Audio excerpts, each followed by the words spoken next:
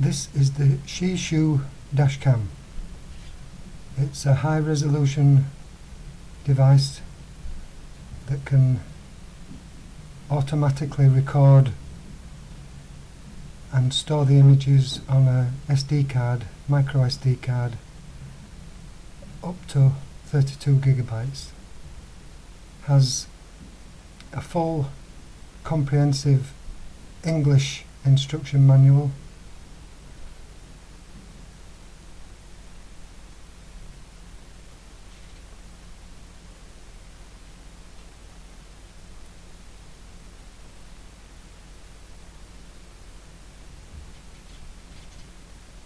Describes in detail everything you need to know and is quite easy to set up. In the box you have the dashcam itself. High quality device, very well made, aluminium case.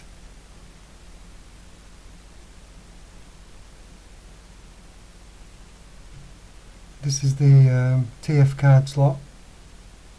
Can take cards up to 32 gigabyte, as I said. This is the on-off switch.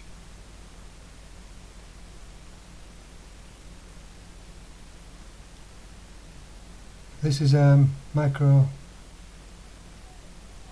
USB slot and the jack for fitting the rear camera, and you have a screw thread to attach it to the suction cup, which attaches it to the windscreen.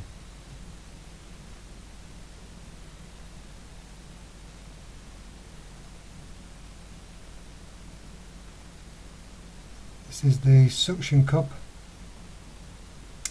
That's a cantilever operation that produces quite a high suction, no chance of it coming off. You have a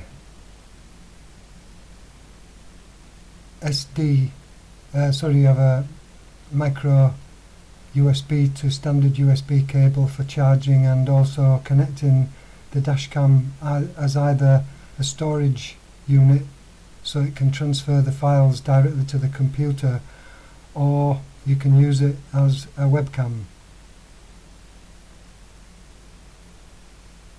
This is the rear camera with a really good length of cable. That's the plug that goes into the jack at the top of the webcam, dashcam, sorry. It has LEDs, 4 LEDs around the lens there.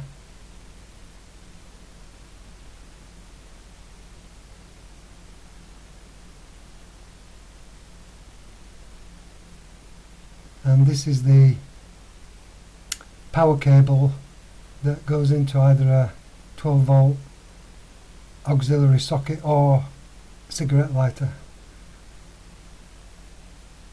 and the micro USB connection that fits in the top of the dashcam.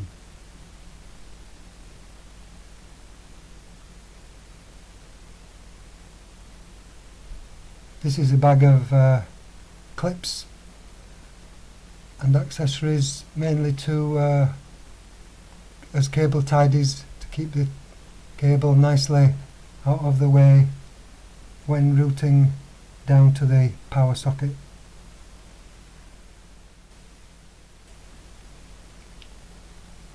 Here we have the dashcam with the windscreen suction cup attached. It's a very secure fitting and completely adjustable using the ball joint and retaining collar. It's the over center clip that produces a very, very good secure fitting to the windscreen, which it will just not come off on its own. without releasing the over center clip.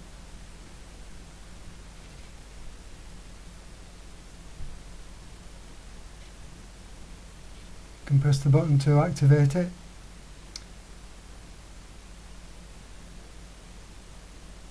Go into settings. As just every conceivable different setting can be adjusted to your own requirements.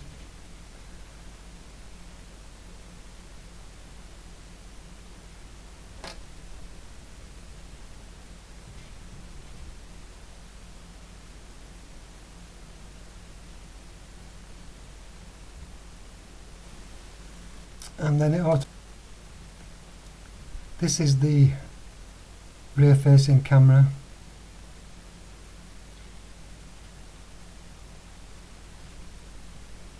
With the bracket fitted, and is used to attach to the rear of the car. I found it was the ideal spot was just above the number plate. It's got 4 quite very bright LEDs, white LEDs, and a very long cable to route it through to the dash cam itself using the jack indicated there.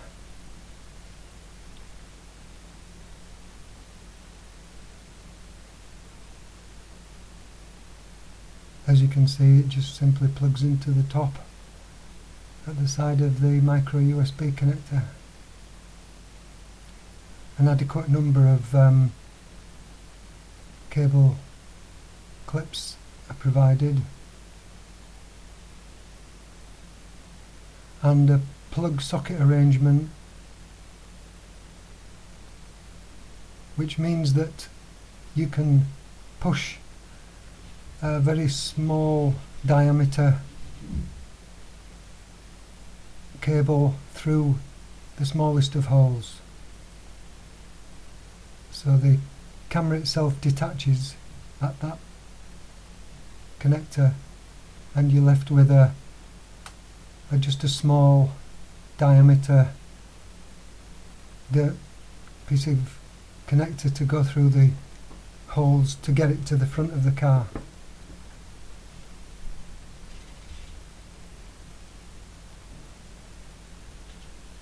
This red cable is used to connect to the reversing lights, so that when reverse is selected, it activates the LED.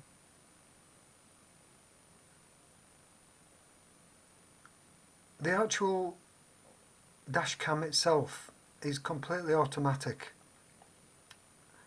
When the engine is switched on, the dash cam gets power and starts up. If you have the rear view camera fitted, then you get a picture in picture, as you can see just demonstrating there.